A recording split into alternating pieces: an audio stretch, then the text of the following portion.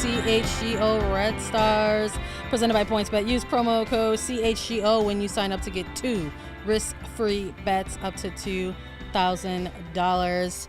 It's your girl Sandra, ready to talk about some Chicago Red Stars content with you all. Joined today, as always, by my friend, homie, and colleague, Claire Watkins, a.k.a. the Scam Originator. Claire, let's do this. Let's do this. I'm excited. The Red Stars have not lost in a really long time. The Red Stars have not lost since our last episode, which was last week around the same time. No, they haven't lost since our last 2 episodes. Oh my God. It's been 2 weeks. And they've played 4 games. They've played 5 games. They haven't lost in 5 games. And it feels good. I think you can just tell the energy is one of like, we have not lost in a while. And I'm going to say like maybe it's a little bit of CHGO vibes. We started the show and then the Red Stars started putting together these awesome performances. I'll buy That's that. right, exactly. So. You gotta like, it's the CHGO performance bump, right? CHGO bump. Yep. Yeah, they're like on the field and they're like, we got to do this for CHGO so that they can talk about dubs. 100%. And I appreciate that. They were like coming through with all that. Today's episode, thanks everybody for joining us. We're going to do a recap of 2 games. Actually, we got to chat a little bit about the dub against OL Reign. We got to talk a little bit about the scoreless draw against Washington Spirit. We have to preview Orlando Pride for you all. But we actually wanted to start off this episode with a little bit of different energy because we wanted to talk about what we've been up to since the previous episode. Maybe chat a little bit about like Chicago soccer being a soccer city. Let's do this. Maybe let's do a sequential weekend. So let's talk about the sequential weekend that Sandra and I had because Sandra and I hung out all 3 days last weekend. So we did this last Friday. Friends. We went to the Red Stars game on Saturday, and then we went to a different soccer game on Sunday. So maybe let's talk Saturday first. Right on. And then we can like get into the rest of the weekend vibes. Chronological. Yeah, I think so. I mean, I'm just trying to make some sense of this chaotic world that we live in. So Saturday, we previewed. Yes, that's right. That is Sandra and Claire, equal friends. Sure. Saturday, we were a little curious as to how performance and lineups were going to look against OL Reign because we were both in agreement. Hey, OL Reign on paper is a pretty damn talented squad. Yeah. And it is a squad that we were both excited to get a look at live, that there are players on there that we enjoy watching play, obviously when they're on a stream in front of us. But it's, again, we talk a lot about how it's a different perspective when you're able to see them live. So we were curious how they were going to line up, how somebody like Roosevelt was going to impact the pitch for OL Reign. And this was going to be part of the heavy match load that Chicago Red Stars sort of found themselves in now in this early month of June. But they came out and they went ahead and got themselves a narrow 1-0 win. They sure did. This one. Do we maybe like perhaps chat a little bit about the fact that the starting lineup for this one, I think, is what set the tone for me. Like seeing it drop and then seeing somebody, Sarah Griffith, Jill Aguilera, Sarah Luber, getting these starts with the team against OL Reign. Yeah, I agree. I think so. The interesting thing about this in terms of fitness, and we'll see this in the second match of the week as well, which is that like Chicago has 2 different things that they're sort of dealing with. One is in this stretch, like we've talked about this a million times, this 5-game stretch in 2 weeks, and the 2 things that you're kind of battling are how many days did you get to rest, and which game is it in the 5-game sequence. And so I think we saw there was more rotation for the Reign game because they only had 2 days rest because they went from Wednesday to Saturday as opposed to Saturday to Wednesday, or this week it's going to be Wednesday to Sunday. And so they did heavy rotation, but I think it worked. And so I think that, they completely switched out the wing backs, right? They put Jill Aguilera and Sarah Lubert out on the wings. They went with their best defensive midfield, which, as we know at this moment, is Danny Colaprico and Vanessa DiBernardo. And then they let the rookies play the 10, right? They got Sarah Griffith up there. Well, Ava Cook was up there as well, and then Mal Pugh kind of in the middle. And I liked it because it felt like a culmination of all of the minutes that players have been getting from the very beginning of the year, to just be like, okay, you've gotten your minutes in, you've subbed in, you've gotten your feet wet. Now go win this game against OL Reign. And they did a really nice job. I think that's the best win of the season so far. Absolutely. Yeah, I think for like the OL Reign side of things, like, I think a game in which they were just very disappointed to have dropped. I mean, you could sort of see in some of the body language. Yeah, they were on full rest. Yeah, you could see in some of the body language, even like within the game, obviously more during, post kind of game when we were at the game around, navigating between press conferences and stuff like that. But just some frustration, in dropping that, coming into team better rested, more prep, even though you're on the road.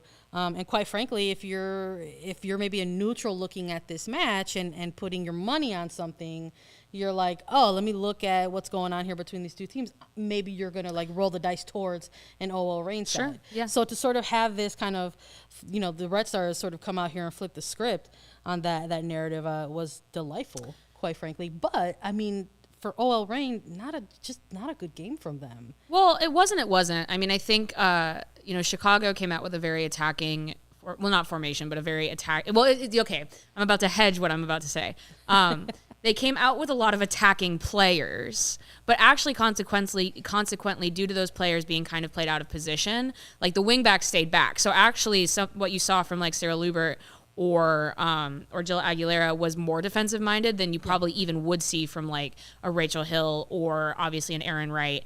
And so I think it turned out to be a little bit more of a rigid defensive formation, but everyone on that pitch was thinking about moving the ball forward. And I do think that's why, even though the Reign came out to play very physically, they were winning the ball. I think that was the first game that Chicago actually did not win their duels and did not win their tackles. But the Reign are lateral and backwards passers right now, whereas the Red Stars were looking forward. And so I think that was the difference in approach, basically, was that the Reign are doing this very methodical, we're going to pass the ball around the perimeter, and we're going to turn that into good chances. And they did have some good chances, but they did not turn that into XG. No. I think they got like a 0.2. Well, it depends on what system you were looking at. A more conservative system had them at like a 0.2. I think a more a system that adds more factors had them a little bit higher. But yeah, and so I think there's that element. And then I also just think when you look at it, everybody did their job for the Red Stars, including Mal Pugh. And there's just something to having a true goal scorer on your team to score goals, and it's not something that every NWSL team has, including OL Reign. And I think I gotta say, I mean, like, we're bringing up the goal, so we're just gonna say it. I mean, that goal was also just sick as fuck. It was really good. It was such a good it was goal. Yeah. And I mean, this is not an OL Reign side that has a slouchy defensive backline, not at all, or a bad goalkeeper. You're talking about Mal Pugh receiving a good ball from the rookie Sammy Fisher, and doing her thing within the box, kind of making some folks look foolish and slotting this into the back of the net, and in a really good time too, like right at the top of the second half. Yeah, I think, well, and it took a little bit. It's interesting. I think it's kind of a Schrodinger's mistake if you look at that play, which is, was it a turnover or was it not a turnover, right? It was maybe a bad clearance is maybe what you would call it. Sofia Huerta came in with the intention of, after a shot was blocked, Sofia Huerta came in to clear it out of bounds. It did not make it that far. And unfortunately, what it did is it turned into more of a cross. And so it landed at the feet of Sammy Fisher, who, real quick thinking, got the ball off her feet before Mal was offside. And Pugh, who did she put on the ground? It was Hyatt, right? Yeah. She put Sam Hyatt on the ground by flipping the ball from her right foot to her left and just, boom. Fantastic goal. 1-0. I think now's a good time to maybe pull up some. Yeah, go ahead and pull up some data here. Shout out to Ariel. She's the true stats plug. So yeah, let's talk XG first. So XG race plot. The biggest thing I think you should notice here, obviously we see maybe 3 clear chances from the Red Stars, right? In the first half, the Pugh goal, and then they had a clear chance in the final 15 minutes. Which I don't actually remember, which is funny. And at that point, but more significantly is I think you have to look at the rain, right? Yep. And what Chicago is able to do defensively. And I think that's kudos to the 3-back, obviously, and that 3-back's been carrying this team throughout this whole section of the season. But I also think you just have to shout out, like, we all knew, and I said this last week, right? Huerta. Oh, man. Jill Aguilera worked her butt off to try to stop Sofia Huerta from being an attacking generator for the Reign, and she did a really nice job. 100%. Yeah, great stuff here from Ariel. We always appreciate it. Yeah, shout out Ariel. Whenever she's got the graphs, that's right. We're always looking at them on the TL there. But yeah, no, I think it was just this type of result. I think we were thinking about this afterwards. We chat a little bit after the post game. Coming off of that performance that they had against the Washington Spirit on the road, where again we saw a lot of first-year players involved, but maybe unable to secure the win. Go into this game, still be reliant on some of these first-year players, but be able to walk away with the dub. Like we were both just kind of like, you know what, gosh, I love that for the kids. Yeah. Well, and it's also the kind of thing that it's early in the season still, but it's getting later. I mean, they've played. What I think 7 games now, and that's the kind of stuff that puts you in points position for playoffs 100%. At the end of the season. Is when you're games this year. When you're able, shorter than we've had in the past, puts you in. It just basically it sets you up not only to grind points out, but to be able to put out a bunch of different people into that same system and have it work. We all saw on Wednesday the limits to that just physically, but they didn't lose. But I do think that Reign game was where you saw the Reign have to make some substitutions into their system, and it basically meant that they could not score, whereas the Red Stars did the same, and they were able to get done what they needed to get done. Now, obviously, we'll find out what happens when Pugh almost certainly is gone in July, and Nair, because Nair was also fantastic. But yeah, really, really good performance. Can we get the pass maps up? I just want to show this. So, as a caveat to the pass maps, and I know Ariel is aware of this, but just so everybody knows, whenever the pass maps go wonky, it's because there was rotation maybe on the wings, and so your average position game wide gets more central, but they didn't switch, and that's why looks so perfect, is because this is... Look at that beautiful gem. It's really good. Beautiful gem of a really good pass map. I mean, obviously it's a little bit more defensive, right? You can see the wing backs are in a little bit more of a defensive position. You even look at the Washington game on Wednesday, they're a little bit further forward,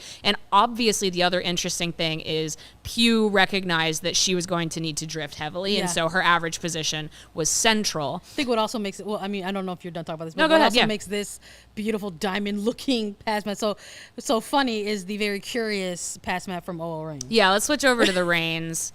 And it's like, they've Pac-Man. That's a Pac-Man formation, as you can see. No, I mean, with the Reign, and again, this is a CHGO Red Stars podcast, but I do think that what they needed is they kept having their forwards drift wide to try to get into space behind, because when you play with a wing back system, obviously your 3-back's going to leave wide spaces open. So you see how Bethany Balser drifted wide, but they just could not. There was no one coming in to receive service, and also Kayla Sharples is great in the air, and so if you're going to send these crosses in the air, it's one person doing 2 people's jobs, but and Nair. I mean, Nair's also done an incredible job, but just kudos to the 3-back for holding them. This is exactly the space that Chicago wants to give up and understands that they will give up, and they will take that any day of the week. This is important. Why, when you're maybe making picks, you just don't go on, just sort of recent results. Yep.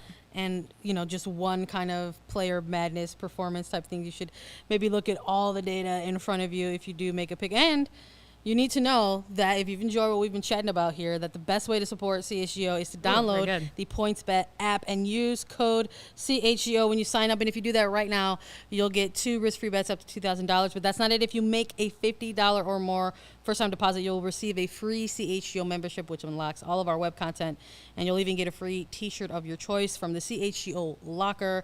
That's $2,000 in free bets, a free CHGO membership, and a free T-shirt from the CHGO Locker, all for making more than a $50 first-time deposit at Pointsbet. If you have any questions, you can email pointsbet@allchgo.com, and we'll help you out. It's your home for live in-play betting, which just got even better. They are introducing a Pointsbet new feature, live NBA same-game parlay. NBA Finals happening right now, so make sure you lock in your parlay Game for that. 4 tonight. Will the Dubs I know, be done? right? I haven't been following closely, but it seems like it's real. It seems like it's drama with a capital D. Oh, it's the yeah. Celtics are the young Bucks. That's right. And the Warriors are like, watch whoa. live, I know, parlay and live. the Warriors are all grumpy about They're it. upset about it. Yeah. They're upset. I mean, maybe you want to make a bet on based on body language. That's right. But, yeah. You can go ahead and do online sign-up available in Illinois. You can download the Pointsbet app right now, register your account, start to finish from your phone. So what are you waiting for? If you got a gambling problem, call 1-800-522-4700. Take care of your mental. Take care of the health first. I think again, like just sort of going into that OL Reign game, I think many folks might have considered the Red Stars underdogs just based on it's might be heavy legs, and quick turnaround. OL Reign has more talent across the roster. Chicago has a lot of first year players. Yeah, maybe that's going to be a detriment, and they kind of showed in this game that it's not. I think that's what I really liked about this match is that again, this was another game for me where you can look at the system and say here's who we're plugging in here. And we're going to give this player, we're going to task them with a responsibility, and they're going to execute it. And I think we saw that really out of a player maybe like Gil Aguilera in that moment. So I really enjoyed watching this game live. Yeah, and I think also the Reign are super disciplined. They're an incredibly disciplined team. But one of those things, I mean, I think that what Nate is saying here is correct, which is that it's a system that is meant to let really talented players thrive and kind of create within. And if you don't have all of your players available, that can be an issue. I would have subbed earlier for them. I would have brought maybe Watt on or King on a little bit earlier. They didn't. Okay. But yeah, it was a good win. It was also just, again, you could see them sort of putting it all out there on the field. And yeah, I was impressed. I think also maybe my final point about this one before we pivot over is I do think it's interesting that I wish here's my pitch. Here's my pitch to the powers that be.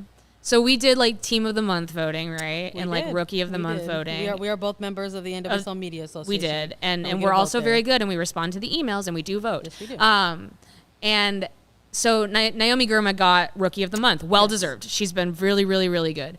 I wish that we could vote for the Red Stars as a collective unit, though. Oh, my gosh. I think 100%. I just wish it's too bad because I think that the fact that they are all kind of plugging into the system so well and working together so well makes it harder for people to differentiate the individuals within that. And I'm not sure that's fair. Soccer is a team sport. Yep. I wish that we could just say all of Chicago's first year players. These last 4 performances featuring the Chicago rookies. Yeah, exactly. Exactly. So I do think that there's that element because I mean Ava Cook is still the assist leader, right? Oh yeah. Yeah, but I just think that people are getting less individual attention, but that also means that it's working. And so I think that they'll take the results, I guess. But I wish there was a way to differentiate those two things. So we were high off the dub. We were high off the Red Stars win there. Yeah. And we just basically rolled that good energy over into the weekend. Yeah, let's talk Chicago soccer a little bit. We want to talk about Chicago soccer as a whole before we get into recapping the Spirit and then previewing Orlando briefly. But that following Sunday, we were able to attend a fantastic game of soccer in the greatest city in the world, Chicago. It was the Mex tour. Shout out to Amy and to Wells Fargo. And to Wells Fargo. Thank you, Wells Fargo. To attend. Thank you. And El Tri was on their tour as usual. The most popular team in the United States, the men's Mexico national team. That's right. And they were going up against Ecuador, and it was scenes, I guess the best way to put it. I mean the soccer kind of was what it was, but no, it was really cool. It was really cool. I mean, I've personally never been to a soccer game that had more than 60,000 people at it. That's the first time I've ever done that. I didn't go to the World Cup in 2019. And it was pretty incredible, I think, as well. And I'm not going to pretend that every single person at that game lives in Chicago, because we know that that's not true. It's a regional thing, right? Yeah. It was the Midwest. The Midwest came to that game. And but it was just so cool, like what an event it was. You know, we were talking about this. Maybe this is like a quick pivot over into the like nuts and bolts of the conversation. But we did a doubleheader 2 weekends ago where we went to the WNBA, we went to a Chicago Sky game, and then we went to a Red Stars game. And the thing that struck us is how quiet the Red Stars games are. Man. They're really, really quiet. Putting me to sleep, man. The Mexico game was not. It was not, doesn't have to be a soccer thing. And I'm not even talking about the crowd.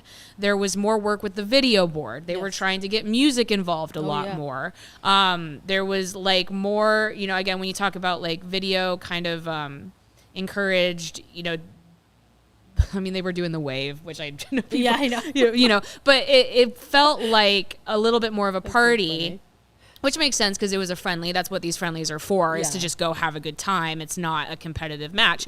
But yeah, I was just struck by the atmosphere, and it just feels like the two things go hand in hand, which is I don't think the atmosphere was only because of the crowd. I think the crowd like fed into an atmosphere that everyone had kind of already agreed was going to happen. Yeah. And I thought that was interesting. I mean, when we go do that stuff, it's for fun, but it's also because we want to speak in an educated fashion about what is happening in soccer in this country.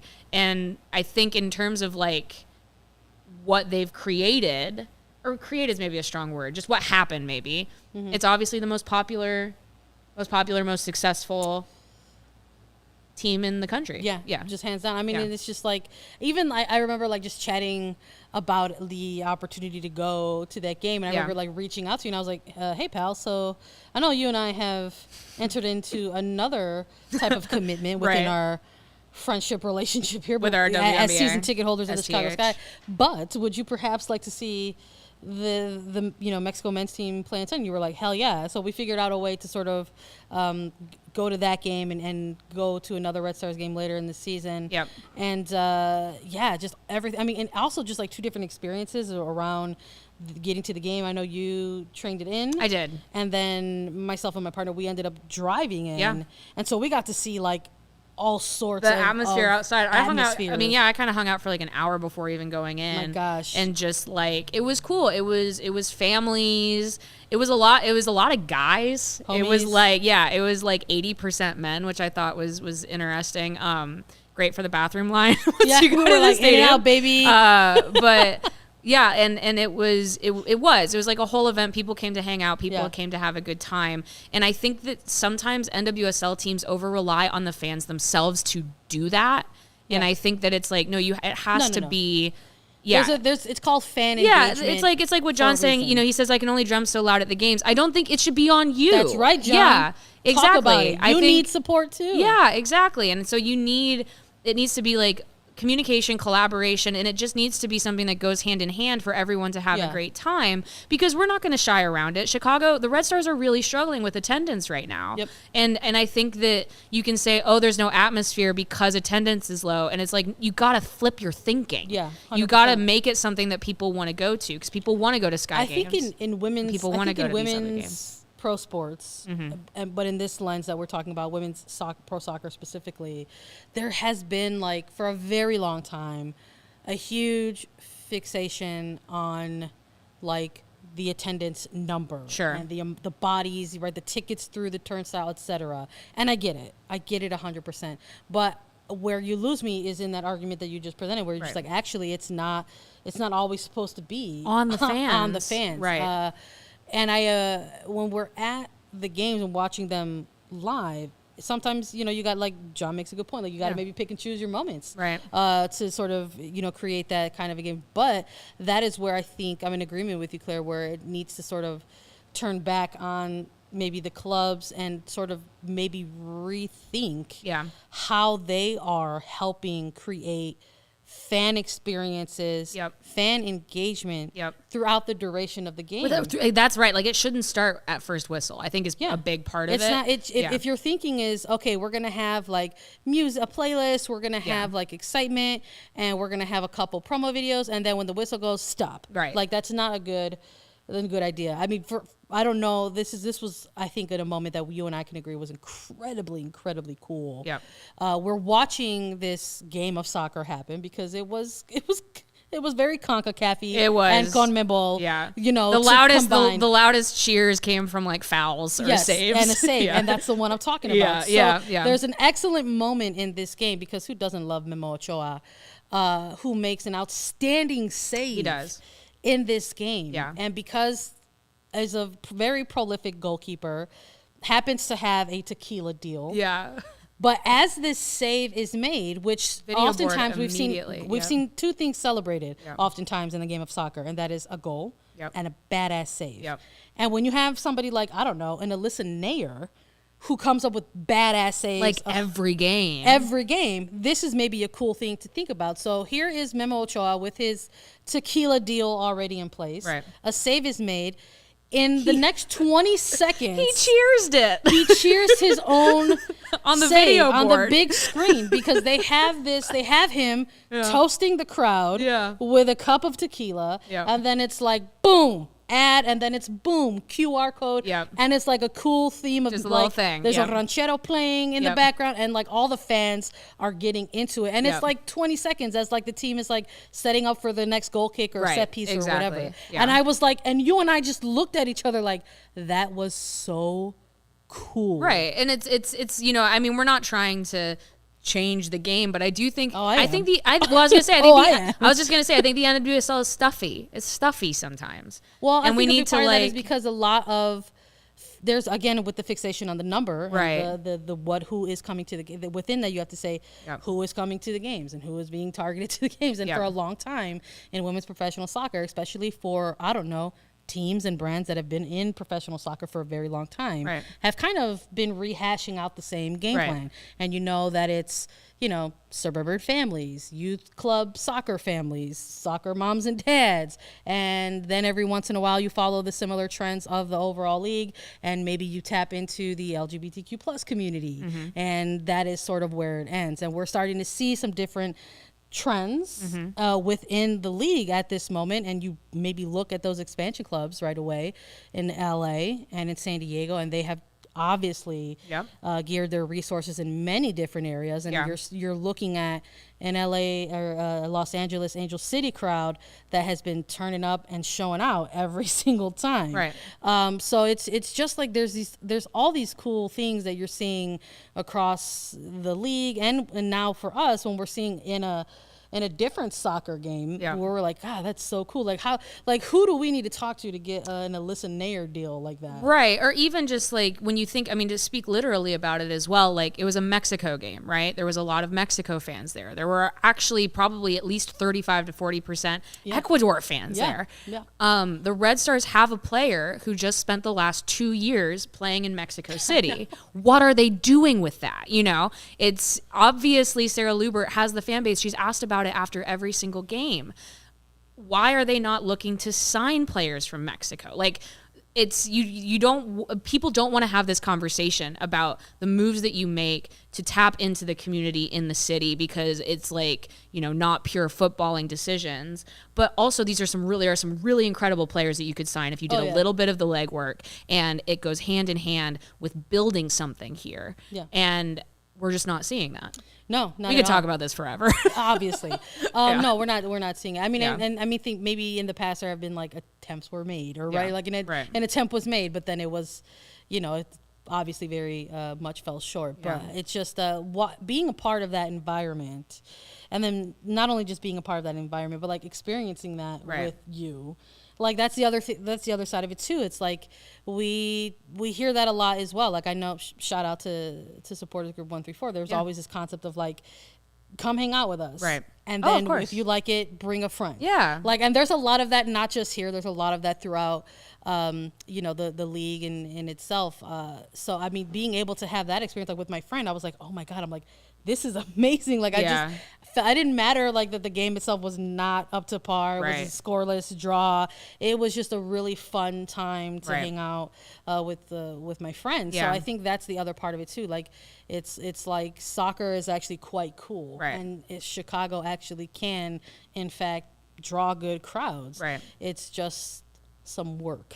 It's just some work, and I mean the location issue. I will say I think based on everything that we're just talking about, I'll be willing to talk location when this other stuff improves, is where I'm at with it. I agree that location is a problem, but they are not doing the most with what they do have. And I think that that's where I'm at with it right now. I'm keenly aware of how hard it is to get down to Bridgeview. We also have to make that trek. Yeah. But I think that we need to stop being like, oh, the location's bad. Again, it's that fixation on the number. Yeah. Stop fixating on the number.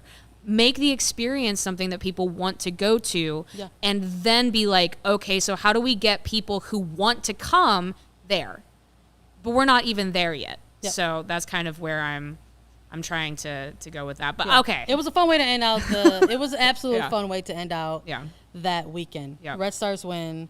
Then it was like super cool Chicago soccer experience. And then we realized, oh no, the Red Stars have another game in like a couple of days. Yes. And not only is it another game in a couple of days, it is against a team that they just paid a week ago. You know the thing that's so funny, and you cannot get into this. You cannot get into this mindset, but I am kind of a little bit going to be at the end of the season and just be like, I'm not sure the Red Stars even played the Washington Spirit this year. Because what even were these games for both teams? You know, like this was not really like games between these two teams. It was like, yes, we have been scheduled to be here, and we are here, and we're going to and we will show up and be there. Yes. And I mean, I'm not saying that like to their credit, right? It wasn't just a huge like kickabout or whatever. There was some clear tactics involved, right? Washington went for the win in the 30 minutes after halftime.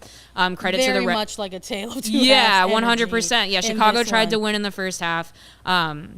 The Spirit tried to win in the second half, but maybe this is a good chance. Let's do it. For me to say it with me, ad seg. Transition. Because you have to be so strong to play soccer. Did you know this? Especially this year. Especially this year in the NWSL. You have to be so big and beefy and strong, but also really fast and good at running. And so I would say recommend to any of these soccer players, but maybe even ourselves if we want to reflect what we're seeing on the pitch, is if we want to get big and beefy ourselves, Owen, it's only what you need. OWYN. It's a 100% plant-based protein shake that gives you nutrition that works as hard as you do.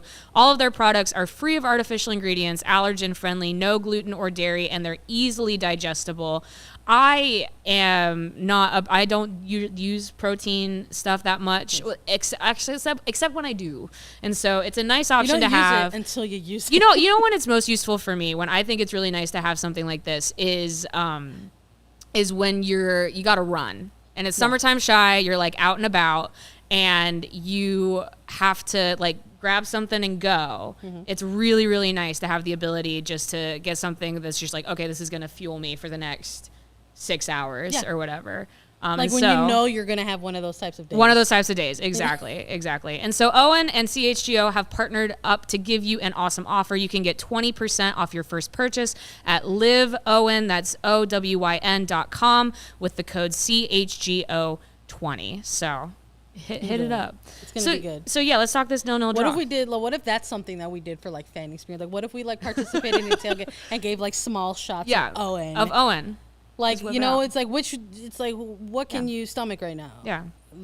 Protein shot or Mallory. Like let's toss it up to the fans. That's right. Gosh, I might even go with the protein for that one. Yeah, I think I would absolutely go to the protein easily. 100%. Yeah, I am Chicagoan through and through, born and raised, and I absolutely am like pass. Yeah, the Chicago handshake is no thanks. I have to be in a real like ornery mood. Gotta feel it. Yeah. And that's probably not good to lean into, you know? Exactly. Who wants to? Well, I'll be honest, my like first time having Malort was at about 1:30 in the morning at Club de Ville. Oh. And I was already, heavily whatever.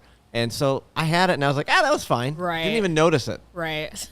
And then I didn't have it for like 7 years. And then when we did the Bears draft night. And you think to yourself, I know what this tastes like. We did a shot doing the podcast that night. Yeah. And then for the next like half hour, it's like, oh, God. Yeah. No. This is not good. No, I know. Shots of Malort are just actually intended to sell more old style. Yes. Because you need a lot of it to get over it's best producer in Chicago there. Great story. That's right. I'm just like, can't handle that. Can't do it. That's our shot. But speaking of scoreless draws, going from Mexico to that's true. the Spirit. We did not see a ton of goals after Saturday. No, I mean it was a scoreless draw for the Chicago Red Stars, and for Washington Spirit. I think again they went from a 1-1 draw to a 0-0 draw, and it's just there's not. I mean, one half looking a certain type of way. Asked Chris Petras. I was able to go to this game, which was tough in itself because again you're like, oh, there's midweek vibes here. What's going to happen? What's the energy going to be? And then you could just sort of tell right away with the lineup that got posted, and then B, sort of how the team sort of came out at the first whistle.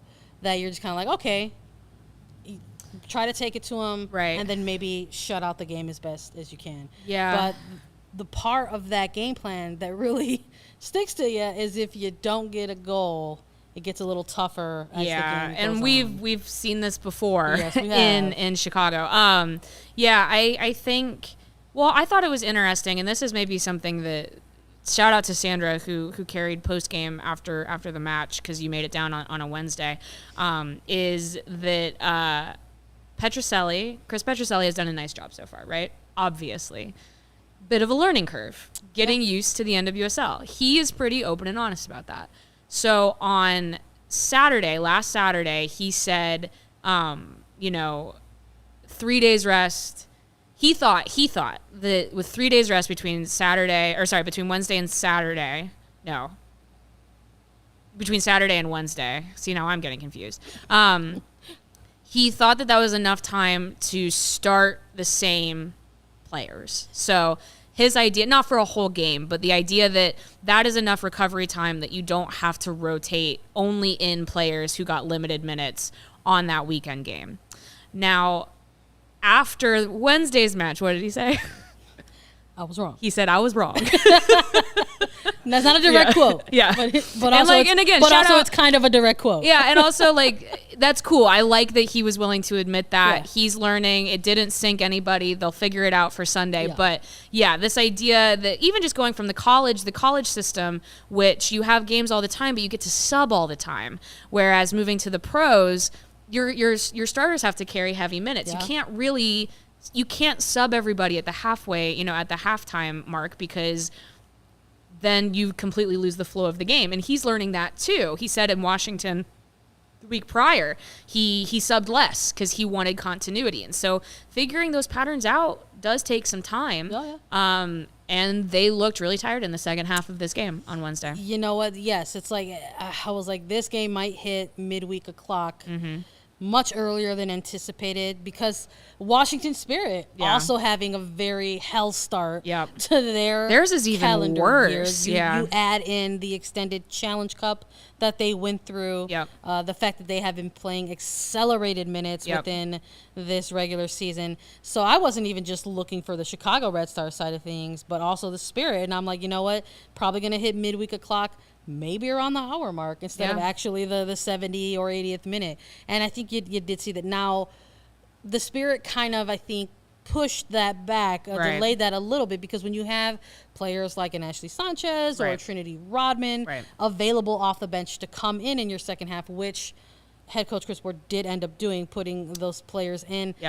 Took them a second or two to maybe kind of play into the game, but you saw very quickly that two players of that caliber can change a game for your team. Especially when you're on tired and that's legs. what happened. I think, Red Stars unable to sort of connect and break through on goal early in that first half sort of led to them trying to kind of, go back to, trying to still get on the board, but also eliminating the threat that is a Sanchez or Rodman, and it just didn't pan out that way, unfortunately. Yeah, and obviously there was like one call that went the Red Stars' way, and we acknowledge that too. You know, one of those, when that happens, when you have a ref decision go your way, you go, well, we would have accepted this either way. There's nothing we can do. You got to respect it. Yeah, for sure. And so the Spirit should feel a little bit hard done by a ball that may have crossed the line. But yeah, I do want to switch over to some of the players. When you have a 0-0 draw like this one, it gives you a chance to highlight some players that aren't doing like the fireworks kind of a thing. Obviously, this 3-back has played in every single game of this stretch. They are locked in. They're playing really well. They're so good. You know, we talk about this a lot, and Vanessa DiBernardo talked about this after the Wednesday's game. Communication is so key. And when you have a consistent group like that who are doing such a nice job, Nair to Milazzo, Sharples, and Morse, and we talked about Morse last week. I think Zoe Morse has had an exceptional start to her season.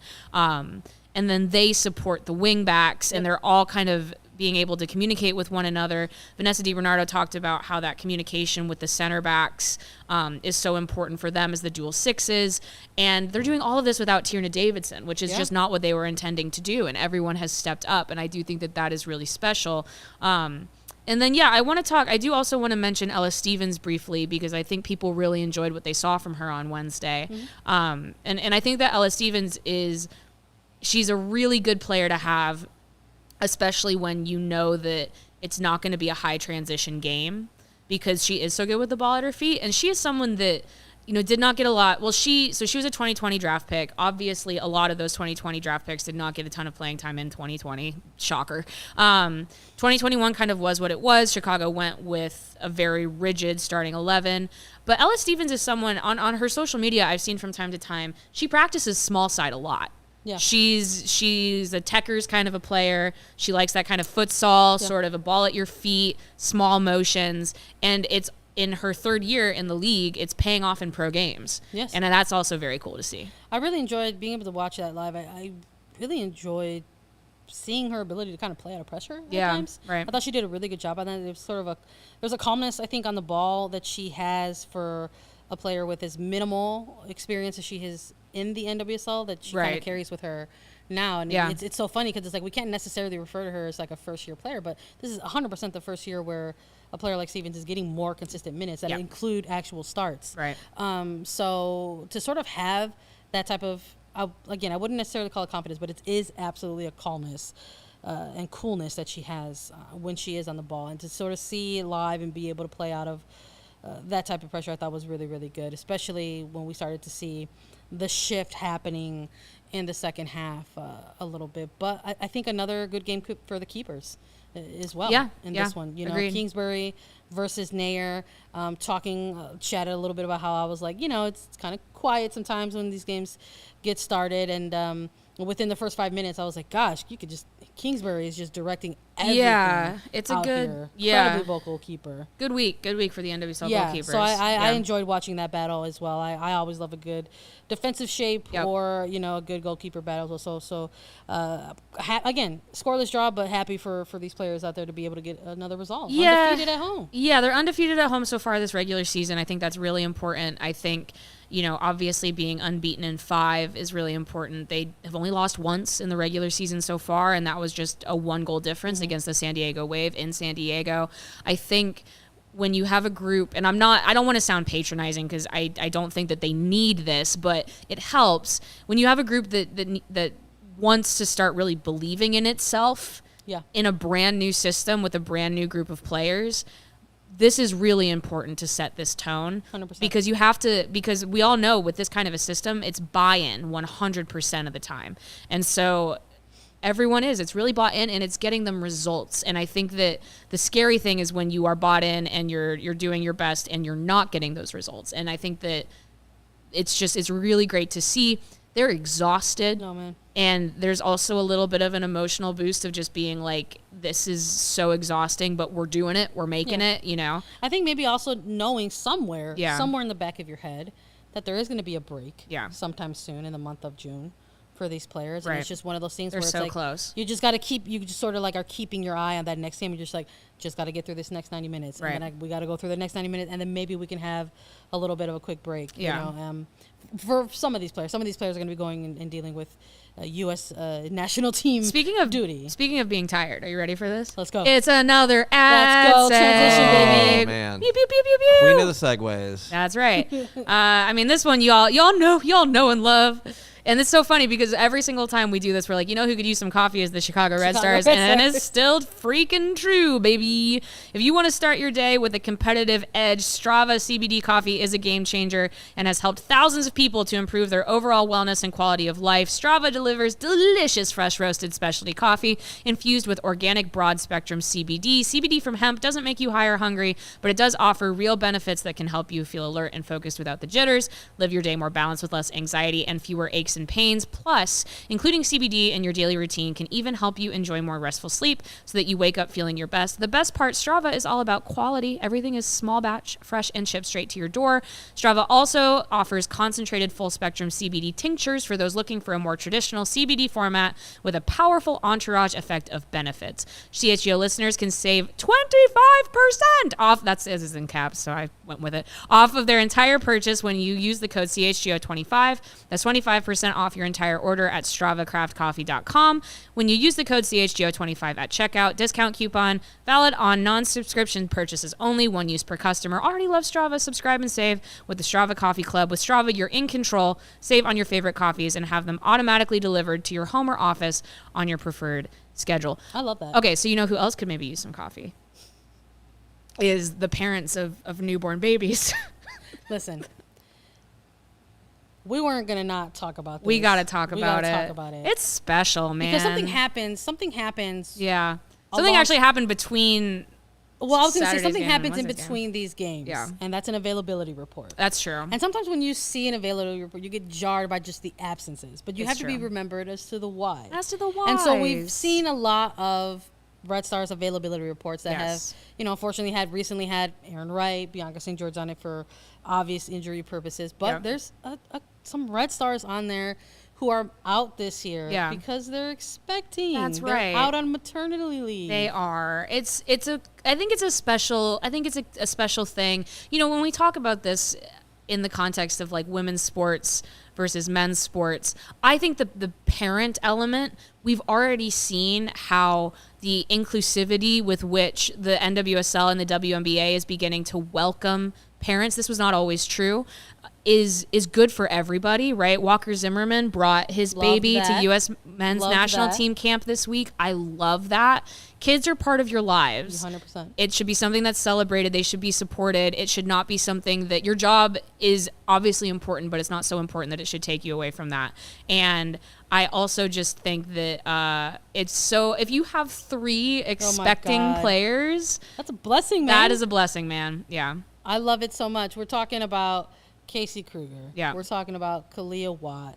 We're talking about Sarah Woldmo. There they are. Look at this, y'all. Look at them. Casey Kruger saying very grateful for this team. Still beaming over how beautiful this day was. Thank you guys for making us mamas to be feel extra special. Can't wait to be back out on the field with you all. Red heart emoji. It's really cute. cute. And only to that I say, actually, don't rush back. Take your time. Yeah, take your time. Yeah. That's just and look the at whole that. crew. Look at the whole gang. Yeah. Whole gang's there.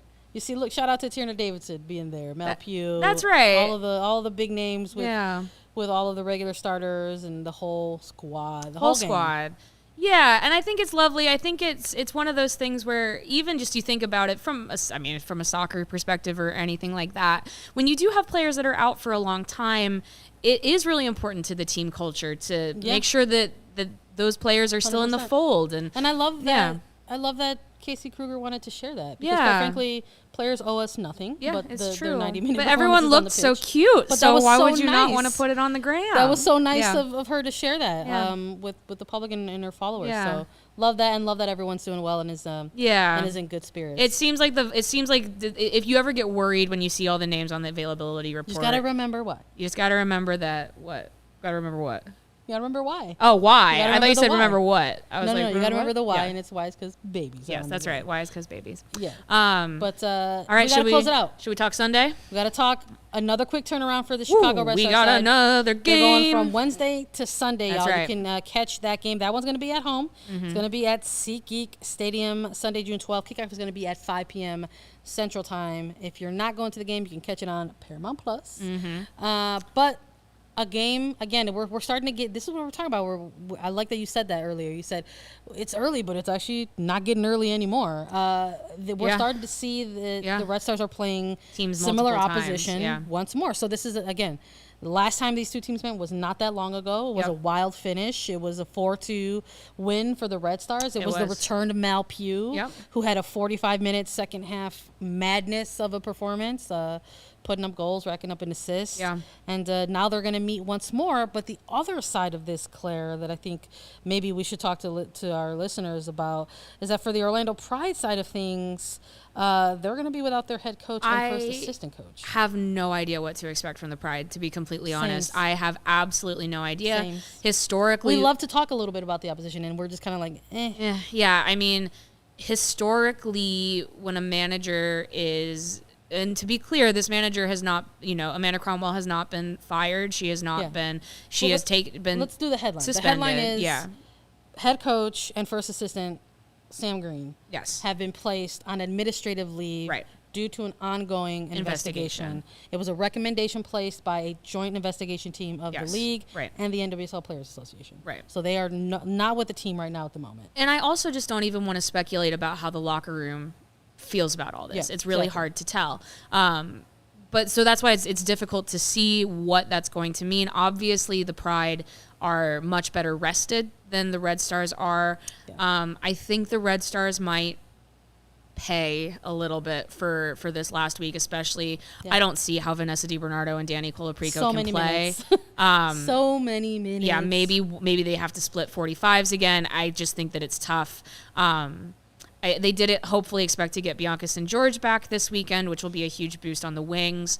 I think you're probably going to run out a lot of attacking rookies. There was a question in the chat about, does Pugh get pulled early because of national team camp? I don't know. I mean, U.S. Soccer is not paying these players anymore. No, they're not. So I don't know if they have the right to say that. But obviously, I'll say this.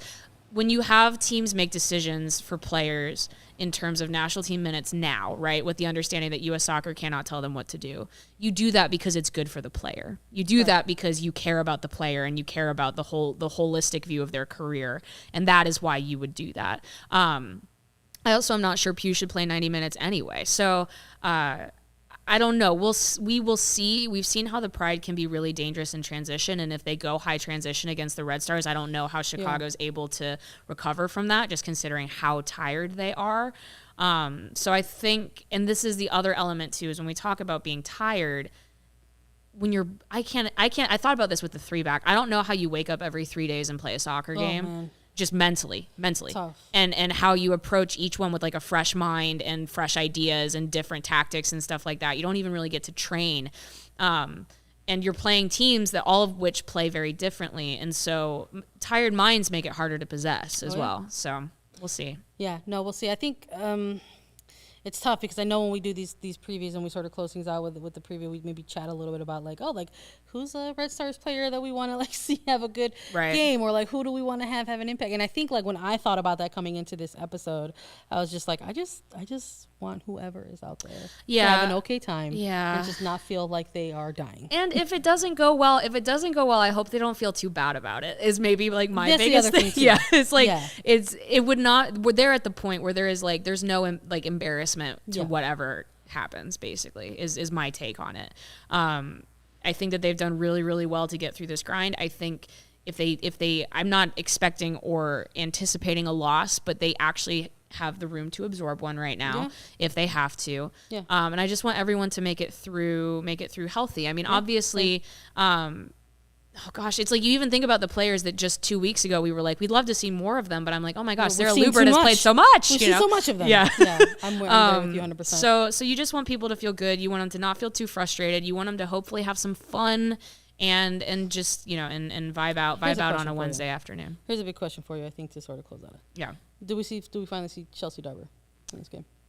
I told you last week or 2 weeks ago, I said that this is the game that I would have penciled Dauber in for a couple minutes, maybe at the end of the match. Just, you know, they've been in these real cagey games, right, where they're winning 1-0 or it's a 0-0 draw, or they're winning 1-0 and then they give one up and it's a 1-1 draw. Yeah. I would hope that this game, for better or for worse, is a little bit more open. Yeah. And so you tell Chelsea Dauber, like, just go out and run. Just like run. Go get some minutes in on the field. Yeah. It's a little bit of little bit of a mind trip to kind of plan your first professional game in a country where you've never lived before. I think that this would be the game where I would say just go out and do your thing. If you get blown up, who cares? You know? Yeah. Like, truly, just... I'm with you. Yeah. I think they've done enough to where it's like, if you're kind of picking and choosing how you're going to have your performances, and if this one ends up bleeding in the way that you don't plan out, then it's fine. It's fine. Just look ahead to the next so one. This is I think this is the try some stuff game, which is kind of funny because last week against the Rain was some try some stuff game. Yeah. But yeah, this is the one where you're just like, go have fun, go try some stuff. Yeah. You know how the Pride are going to play. They're not going to possess. They're always pushing forward. They're moving the ball quickly. Mm-hmm. They're trying to get in behind. Don't over stress about not letting them play their game. Just kind of like play the game in front of you. I feel you. I'm with you on that. I love it. You like it. I love it. Let's close it out there. Hopefully we'll be back to discuss the Red Stars dub, but if not, we'll talk about it. Just thank God we're only going to have one game to talk about. Absolutely. Listen, folks, thank you all for joining us. If you enjoyed what you heard today, if you want to know the best way to support the show and the work, the best way to do that is with a CHGO membership. We've got the podcast. We go live for you. There's post-game shows that you can get access to, get premium written content from Claire. That's right. That's a big one. Dope merch, free shirt when you become a member. And we have a members-only Discord, the CHGO Lounge. So hit us up at allchgo.com.